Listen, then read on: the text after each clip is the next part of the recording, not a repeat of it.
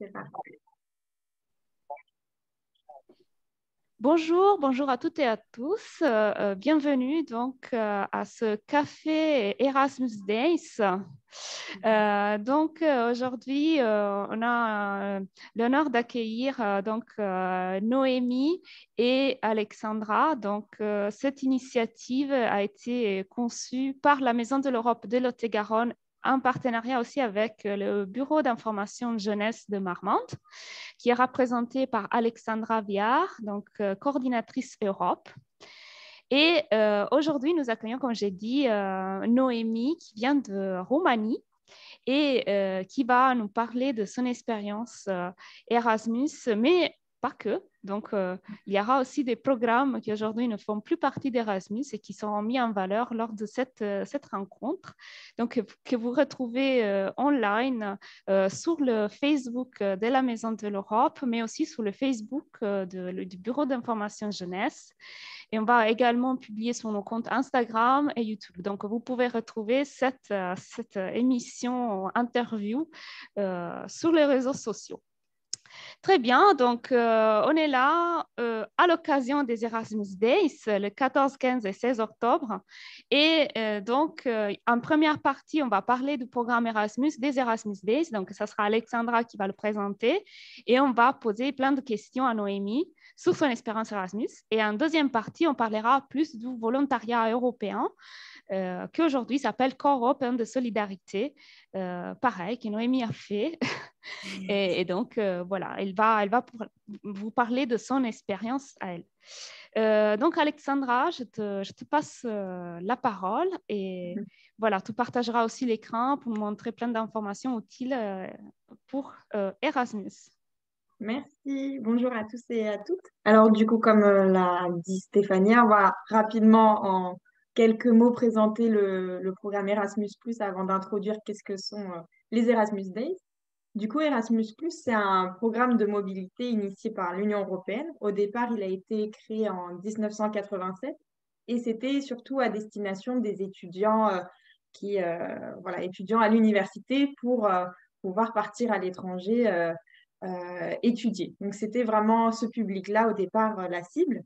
Et à l'heure d'aujourd'hui, ça s'est vraiment ouvert à un public vraiment très large. Maintenant, Erasmus+, s'adresse aux jeunes, aux enfants, aux professionnels, aux personnes en recherche d'emploi. Enfin, il n'y a vraiment plus de barrières. C'est pour un public très large, puisqu'il y a plusieurs actions, en fait. Il y a l'action éducation, l'action formation, l'action jeunesse et l'action sport. Donc, en fait, par exemple, les enfants peuvent participer à un échange de jeunes, à un échange scolaire, dans le cadre scolaire. Les jeunes peuvent partir, comme initialement, faire leurs études à l'étranger, une partie de leurs études, faire un stage. Les adultes aussi faire un stage ou faire une formation, un échange de pratiques. Voilà, il n'y a plus de limites et c'est vraiment adressé pour tout public. Et donc concrètement, maintenant les Erasmus Days, donc les 14, 15 et 16 octobre de cette année, donc c'est un événement vraiment pour célébrer ce programme qui offre énormément d'opportunités pour partir à l'étranger en Europe. Donc je vais vous montrer un petit peu la page des Erasmus Days. Alors, hop, je vais partager. Voilà la page. Donc, une page officielle qui permet en fait de répertorier plein d'événements qui se déroulent du coup sur ces 3 jours. Donc, comme c'est européen, évidemment, voilà, il y a des événements qui se déroulent partout en Europe. Donc, c'est des événements, ça peut être des forums, des expositions sur l'Europe, enfin, plein de choses. Donc, voilà, par exemple, ici dans notre région en Nouvelle-Aquitaine, donc on a répertorié voilà, ici par exemple, qui se passe dans une mission locale. Voilà, une journée Erasmus Mobilité européenne, des conférences, des présentations. Voilà, ici à Marmande, voilà ce que nous allons proposer. Donc, c'est le samedi 16 octobre. Donc, c'est des animations sur l'Europe animées par des jeunes du BIGE. Donc, voilà, plein de petits jeux. Donc, voilà, si vous voulez un petit peu vous renseigner sur ce qui se fait sur le territoire, vous pouvez vous rendre sur la page voilà, Erasmus Days 2021 et plein d'actions sont répertoriés et souvent, ça va aussi bien plus loin que seulement les 3 jours Erasmus. Voilà un petit peu. Et aussi, si vous voulez un peu plus d'informations sur Erasmus+, le programme ou même les dispositifs de mobilité en général, je vous invite à aller voir la page SoMobilité. Alors, est-ce que ça... Voilà.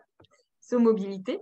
Donc, SoMobilité, c'est une plateforme qui recense plein de structures en Nouvelle-Aquitaine qui traitent de l'information sur la mobilité européenne et internationale.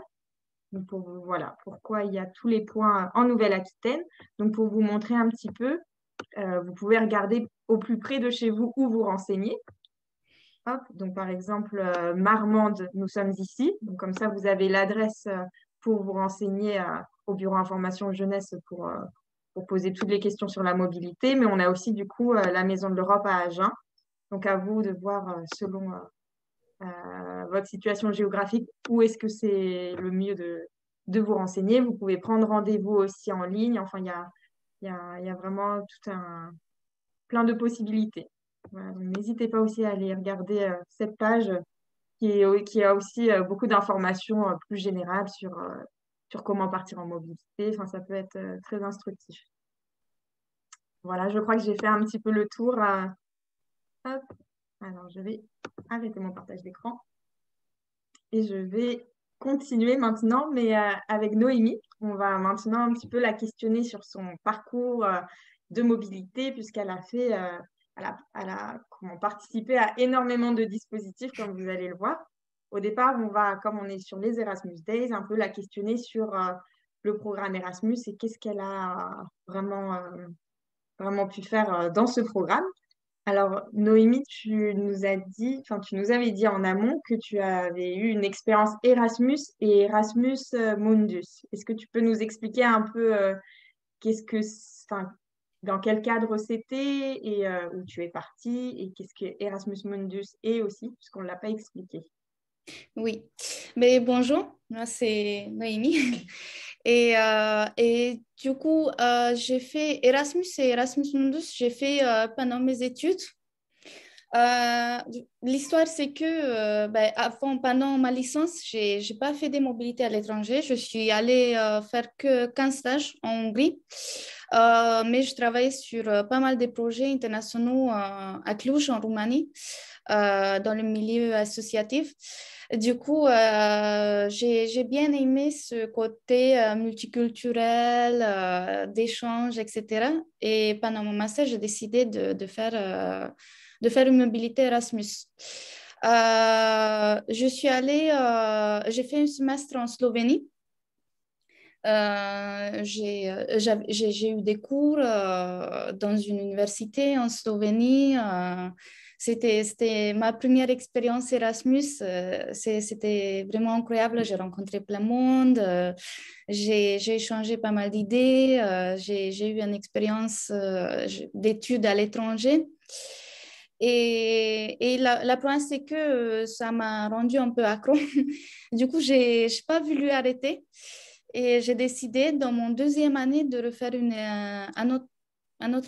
autre mobilité Erasmus. Et normalement, tu peux faire jusqu'un an pendant un cycle d'études. Et du coup, normalement, Erasmus+, j'aurais pu faire encore un semestre. Mais j'ai appris sur Erasmus Mundus, qui n'est pas du tout connu. J'étais la première qui est partie de mon université. Et juste après moi, le semestre après moi, il y avait déjà la deuxième personne qui est partie. Du coup, j'ai commencé un peu ça, on va dire. Et Erasmus Mundus, en gros, ça consiste dans quoi? Il y a plusieurs modalités, mais en gros, moi, ce que j'ai fait, normalement, Erasmus+, c'est pour Europe. Erasmus Mundus, c'est en dehors d'Europe.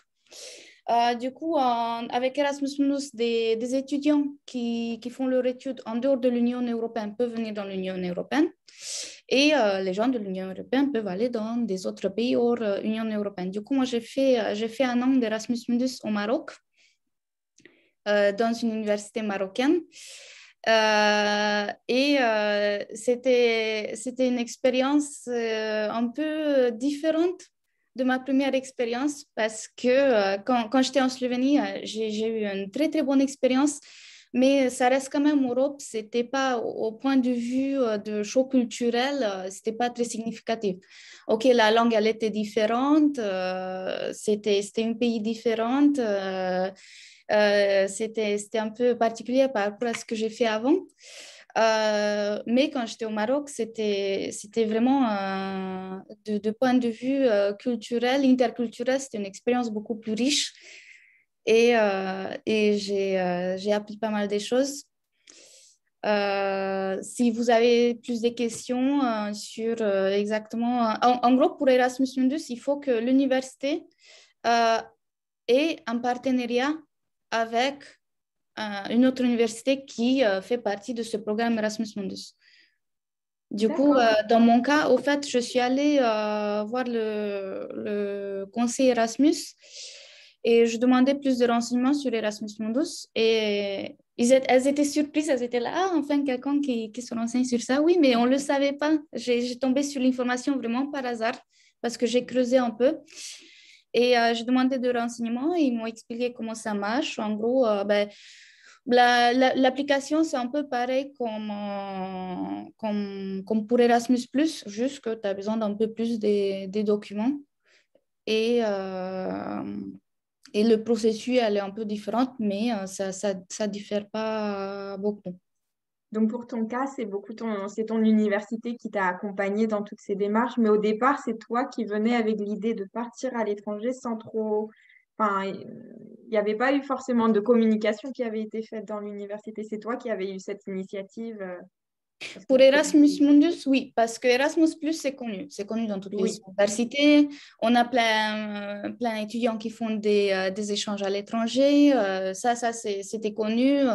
Bon, même la première fois, c'est moi qui ai décidé de le faire parce que je connaissais déjà le dispositif. Mais sur Erasmus Mundus, il n'y avait pas de communication. Je ne me rappelle plus exactement comment j'ai tombé sur l'information.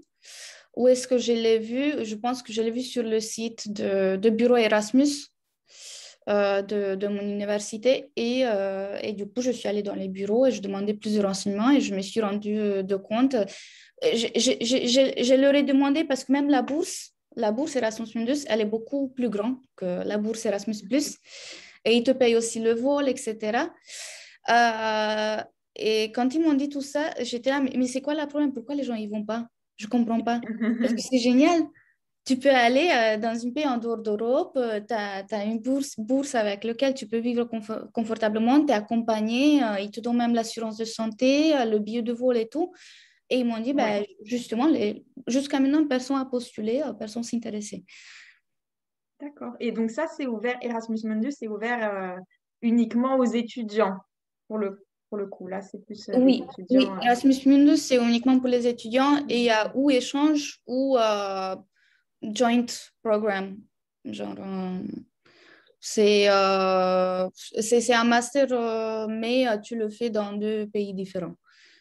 Ça, c'est D'accord. un peu différent, mais moi je l'ai fait comme un échange Erasmus classique. J'ai postulé, mon université, il avait un partenariat, etc. D'accord. Et du coup, sur place aussi, j'ai eu un très bon accompagnement parce que comme j'étais parmi les premières, j'étais la première de la Roumanie. Et avant, ils avaient pas mal des étudiants d'Espagne et Italie. Mais c'est quand même un programme assez jeune. Du coup, on était hyper bien accompagnés.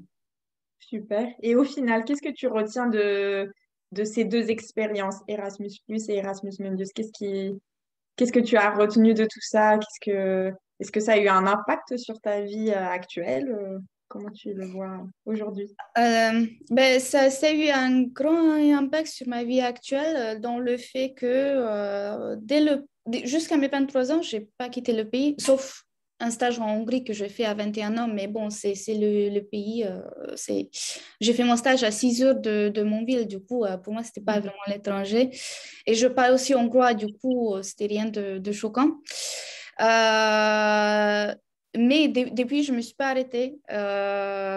J'ai fait Erasmus+, après j'ai fait Erasmus-, après j'ai commencé à faire des youth projects, après j'ai fait SVE 2 fois. Du coup, en gros, ça m'a donné cette envie de voyager et de découvrir des pays différents. J'ai rencontré aussi, je me suis fait des vrais amis partout dans le monde parce que souvent les jeunes, ils ont peur d'aller à l'étranger parce qu'ils ont leurs amis, ils ont leur zone de confort, etc. Mais au fait, quand tu es en Erasmus, tu n'es jamais seul. C'est impossible d'être seul. Parce que même si tu fais ton Erasmus dans une petite ville, il y a toujours, tu vas toujours rencontrer des autres étrangers, des locaux. Maintenant que je travaille, j'ai moins d'amis que quand j'étais en Erasmus. Et Parce que c'est des c'est amis un pour la autre vie, monde, non? c'est une autre Des amis que atmosphère. tu... Ouais, quand tu Yes. travailles, c'est différent. Et du coup, ben ça, les gens, tous les gens que j'ai rencontrés, vraiment, c'est un point très positif. Et j'ai beaucoup appris. Et moi-même, je me suis beaucoup développée dans le sens où je suis vraiment devenue une personne très adaptable, qui apprend vite. Et tu peux me mettre maintenant dans n'importe quelle entreprise, sur n'importe quel poste, et je m'adapte vite. Mais ça, c'est vraiment lié à mes expériences à l'étranger, parce que parfois, tu es dans des situations qui te forcent un peu voilà, de te débrouiller, de penser différemment, voilà. Et du coup, ça te forme beaucoup. Et aussi, c'est toujours bien d'avoir ça sur le CV. Parce que je dis aux jeunes, c'est une expérience professionnelle quand même, surtout quand tu fais du volontariat. Et les études aussi, ça apporte toujours beaucoup plus de valeur à tes diplômes. Parce que les employeurs, ils voient que tu es quelqu'un qui a foncé, qui est allé à l'étranger. Du coup, tu dois avoir des compétences en plus comparées aux autres qui n'ont pas fait ça. Bien sûr. Donc, je pense qu'on peut parler un petit peu maintenant de tes autres expériences. Oui, alors justement, tu as parlé de volontariat suite à tes expériences Erasmus. Donc, Noémie a fait le volontariat avec nous à la Maison de l'Europe. Et j'étais voilà, dans l'équipe depuis quelques années déjà.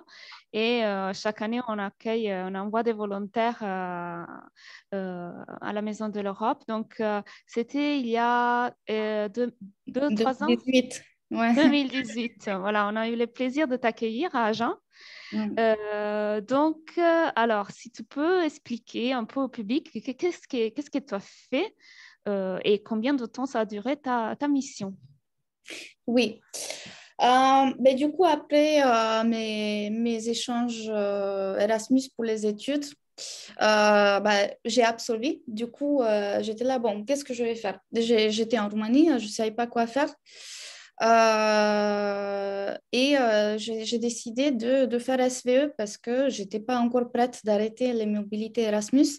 SVE, c'est Service volontaire européen. Maintenant, ça s'appelle Corps européen de solidarité.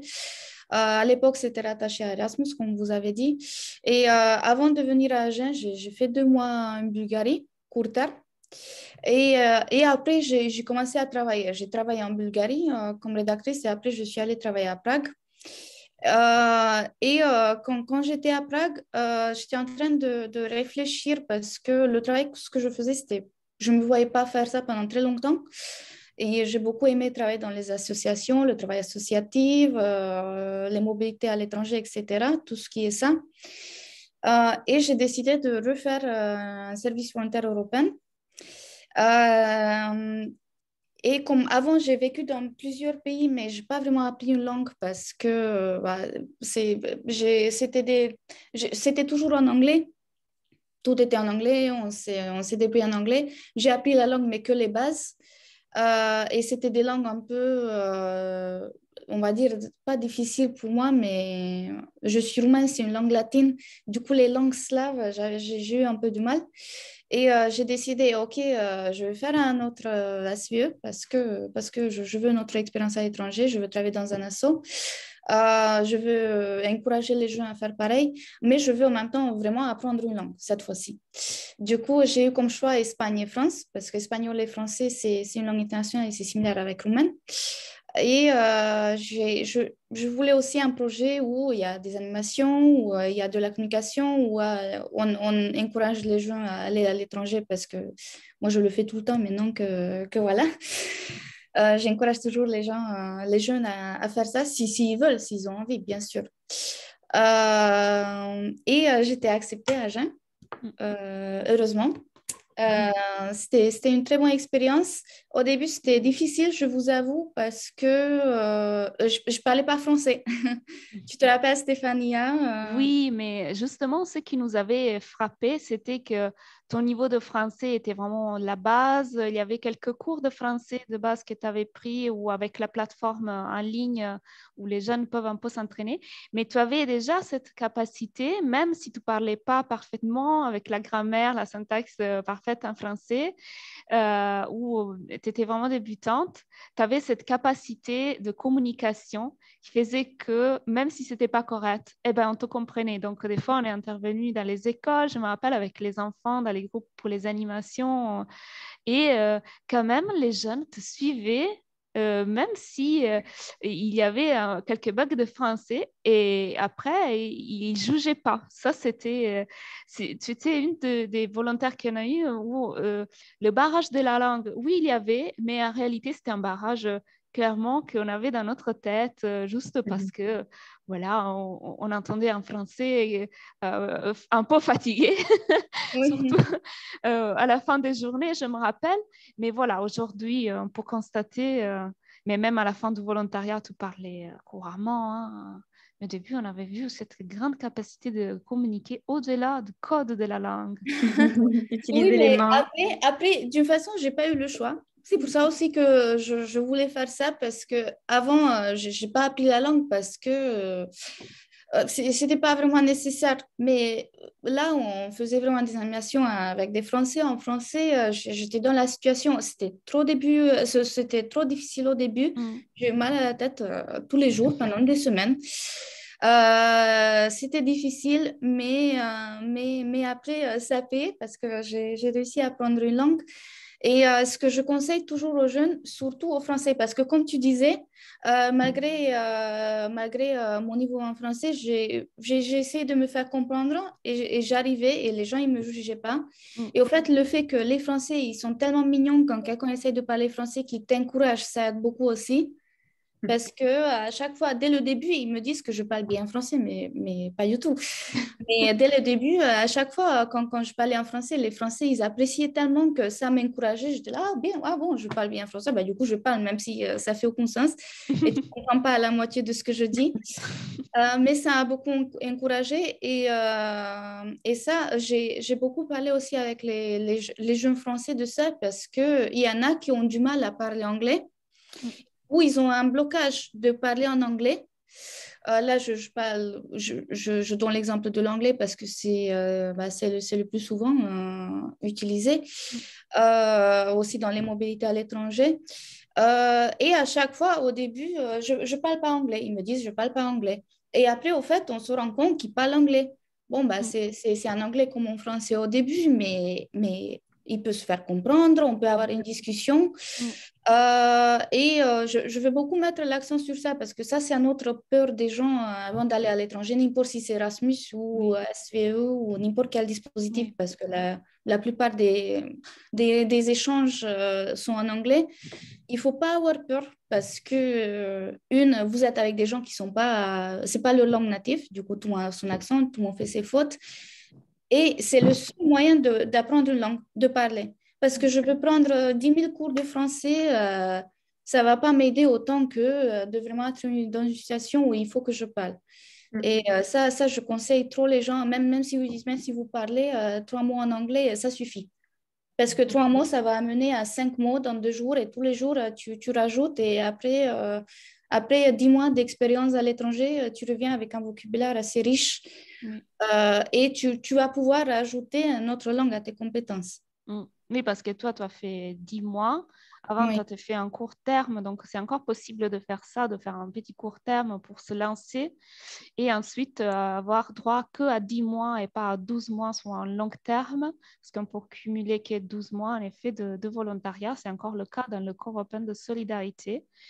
Donc, voilà, on s'occupait d'animation, quelque chose pour aider à la communication pendant ta mission. C'est vrai qu'on accueillait à l'époque 2 volontaires, donc vous n'étiez pas seuls tous les deux. Voilà, il y avait Alessandro qui venait d'Italie.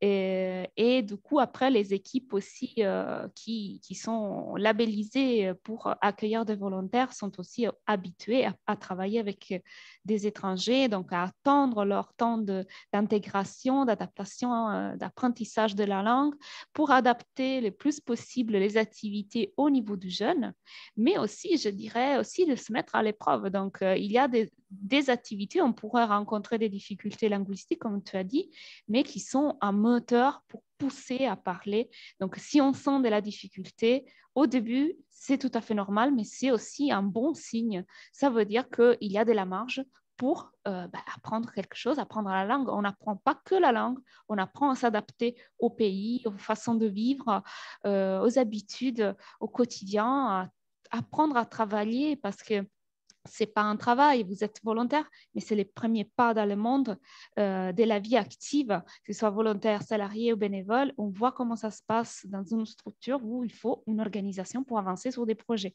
Donc voilà, c'est quelque chose que j'ai retrouvé dans mon expérience, mais que je vois dans tous les jeunes qu'on accueille aussi. Du coup, Noémie, si tu peux revenir à l'arrière avant de partir, qu'est-ce que tu conseillerais à un jeune qui veut partir peut-être qu'avant de partir, de venir en France, tu as fait une préparation, tu as préparé des choses, tu t'es renseigné sur la vie ici, mais est-ce qu'il y a des choses que tu aurais pu faire mieux et que tu sens de conseiller à quelqu'un qui veut partir? Oui, j'aurais pu me concentrer un peu plus sur apprendre le français parce que ça aurait beaucoup m'aidé, mais en même temps, ça dépend des gens. Moi, je suis quelqu'un qui a appris beaucoup plus facilement en parlant qu'avec des livres. Et un autre conseil, moi, c'est un cas un peu particulier parce que moi, je suis partie un peu sans trop réfléchir. Et bien sûr, je me suis renseignée sur la vie, je me suis renseignée sur la langue, je me suis renseignée sur l'association surtout, parce que pour moi, le travail, c'était très important, ce que je vais faire. Parce que dans le cadre d'ASUE, tu peux faire des missions très, très variées. Et pareil, Erasmus, pour les études aussi, il faut se renseigner pour trouver une université qui a les mêmes cours, qui a des cours équivalents avec tes cours. Du coup, il y a un petit peu de recherche. Après, je partais un peu sans trop réfléchir. J'ai fait mes bagages et j'étais là, bon. Avec Erasmus+, c'est un peu différent parce que tu n'as pas d'hébergement. Avec le programme de volontariat, on a eu déjà l'hébergement. Du coup, pour Erasmus+, ou Erasmus, ça, c'était une autre chose qu'il fallait préparer à l'avance. Après, mon conseil, c'est avant de partir, si vous sentez que ça vous aide à être vraiment préparé, essayez d'apprendre quelques mots dans la langue, essayez de bien vous renseigner sur l'université ou l'association où vous allez travailler, essayez de vous renseigner un peu sur la culture locale, de rentrer en contact avec des gens qui sont déjà là, mais ne vous prenez pas trop la tête, franchement. Parce que vous allez voir, on a toujours un peu peur au début, comment ça va être, qu'est-ce que je vais faire, mais au fait, dans le cadre de ces projets, tu as déjà une communauté sur place, tu as déjà de l'accompagnement. C'est pas comme, OK, je vais décider d'aller travailler en Suède. Là, c'est un peu plus compliqué. Mais ce qui est génial avec ce programme, c'est que tu as de l'accompagnement, tu as une communauté sur place. Tu ne vas pas être seul, tu ne vas pas te retrouver sans aide au cas où si tu as besoin de quelque chose. Il y a l'université, il y a des conseils pédagogiques, il y a les associations, il y a les mentors, il y a voilà, toutes ces personnes qui s'en occupent de ton intégration. Et pour les études, bah, franchement, bon, je ne pense pas que si vous faites Erasmus, vous allez avoir des cours en français. Ça dépend où vous allez. Des fois, c'est en anglais. Mais les profs sont tellement habitués à ça qu'ils s'adaptent. Ils adaptent aussi le niveau. Et pareil, dans SVE, vous allez travailler avec des gens qui sont formés pour travailler avec des étrangers. Du coup, bon, si vous vous sentez, comme j'ai dit, si vous vous sentez plus à l'aise à vous préparer à faire des recherches, etc., allez-y. Mais il ne faut pas trop se prendre la tête non plus. Il faut foncer. Et une fois que vous êtes là, il faut bien profiter de votre expérience. Pour franchir le pas. Ouais. Donc, justement, concernant le volontariat, je vais partager l'écran pour vous montrer un peu si vous êtes intéressé par le volontariat ou vous commencez à vous renseigner. Donc, il existe le portail européen de la jeunesse où vous trouvez aussi plein d'informations sur plein de dispositifs et aussi le Corps européen de solidarité, donc l'ancien SVE, comme tu l'as dit, Noémie.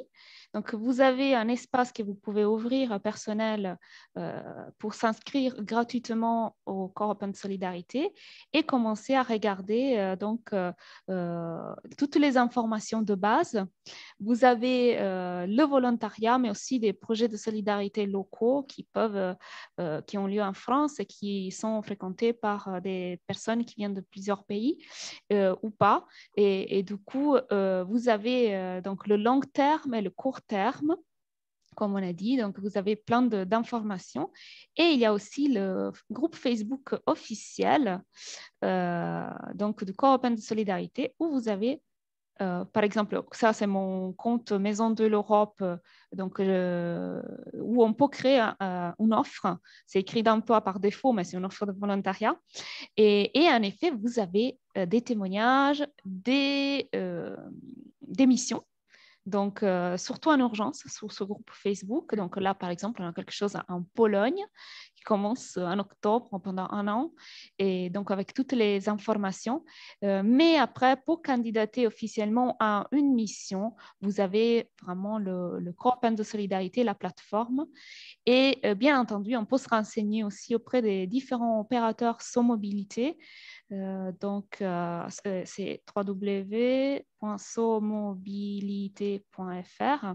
Comme l'a dit Alexandra, vous avez plein de témoignages aussi, des informations, un agenda avec les prochains rendez-vous liés à l'international, à la langue, présentation des programmes. Et vous pouvez prendre un rendez-vous. Donc, on vous demande de créer un compte sans mobilité. Vous allez renseigner vos informations et, comme Alexandra a dit, vous avez la carte des opérateurs. Voilà, elle est là. Des opérateurs sans mobilité et des points d'information, donc à Agen et aussi à Marmande au Bige. Donc à Agen, on est bien à la Maison de l'Europe. Donc il y a plein de moyens, comme on a vu, pour se renseigner sur la mobilité.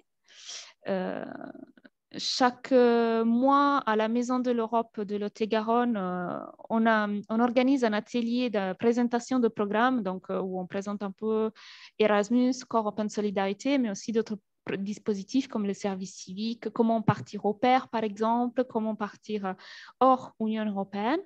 Le prochain, c'est le mercredi 20 octobre en ligne. Donc, il faut s'inscrire pour qu'on puisse vous envoyer le lien.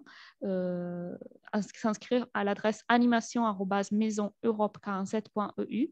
Et donc, voilà, c'est un échange comme aujourd'hui sur Zoom où vous pouvez poser des questions, se renseigner, parce que voilà, il y a plein d'informations, mais justement, on a aussi besoin, je pense, de se rassurer que les informations qu'on a trouvées sur le net sont officielles, sont fiables. Donc, c'est très important, je trouve, rencontrer quelqu'un qui travaille dans ce milieu-là de la mobilité et pouvoir lui poser des questions. Voilà pour ce qui concerne la Maison de l'Europe. Alexandra, du coup, au Bige de Marmande, est-ce que vous avez des actions liées à la mobilité aussi qui vont mettre en valeur? Oui, alors le Bige va bientôt intervenir du coup dans le cadre des Erasmus Days, encore une fois. faire une intervention au Pôle emploi de Marmande. Donc là, c'est ouvert plutôt aux majeurs. Donc là, plutôt voilà, les 8 où on va vraiment aborder tout ce qui est stage, aussi volontariat, éventuellement PVT, programme vacances-travail. Donc un peu tout ce qui est dispositif de mobilité, mais ouvert aux majeurs. Donc la date retenue, c'est le 20 octobre. Donc on va faire un petit peu de communication d'ici là sur nos réseaux sociaux. Donc tenez-vous, voilà, vous serez au courant si vous regardez un petit peu plus les réseaux sociaux du BIJ. Et aussi, donc plusieurs projets sont à venir. Donc on souhaite accueillir des volontaires. Donc bientôt, il y aura aussi des activités qui seront mises en place.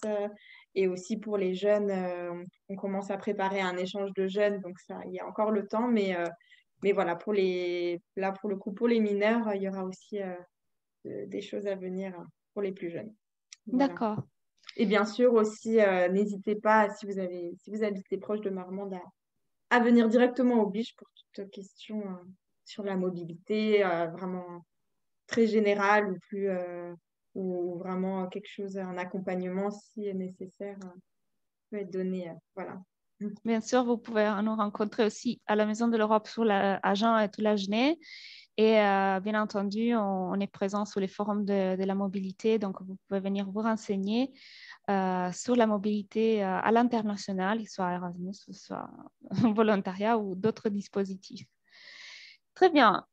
Du coup, je pense qu'on arrive à la fin de cette interview. Noémie, on te remercie beaucoup d'avoir accepté notre invitation. Avec plaisir. Continue à Merci. témoigner sur tes expériences à l'international. Je sais, c'est important d'entendre non seulement un expert de mobilité, mais entendre parler un jeune qui a bénéficié. C'est, je pense, beaucoup plus efficace. Et je vous conseille parce que franchement, c'est une opportunité que malheureusement pas tout le monde dans le monde l'a. C'est quelque chose de très spécifique. Et beaucoup des fois, les gens, ils me demandent, mais pourquoi je ferais ça? Je suis très bien ici. Bon, si tu n'as vraiment pas envie de le faire, ne le fais pas. Mais si tu as envie, mais tu as des doutes, je te conseille vraiment parce que c'est une opportunité, tout est financé. Du coup, on peut vraiment partir à l'étranger. C'est plus un privilège. C'est ça ce que j'aime bien avec le projet Erasmus, que le voyage, les stages à l'étranger, le volontariat à l'étranger, les expériences à l'étranger, ils sont plus un privilège, c'est un droit. Et du coup, vous avez ce droit, vous pouvez l'exercer, tout est financé, tout est payé. Et en plus, ça vous donne l'occasion, si vous êtes jeune, si vous n'avez pas de l'expérience de travail, d'aller dans le monde du travail graduellement et avec une expérience qui va beaucoup enrichir votre CV, comme j'ai dit. Et aussi, au point de vue personnel, vous allez voir que vos amis et votre famille vont être là toujours quand vous revenez. Vous n'allez pas les perdre. Sauf que maintenant, si vous voulez aller dans 3 mois en Pologne, vous pouvez aller chez l'ami que vous avez rencontré pendant votre Erasmus, par exemple. Ou vous pouvez apprendre une autre langue ou avoir une expérience ou juste pour le fun. Parce que franchement, Erasmus, c'est beaucoup de fun.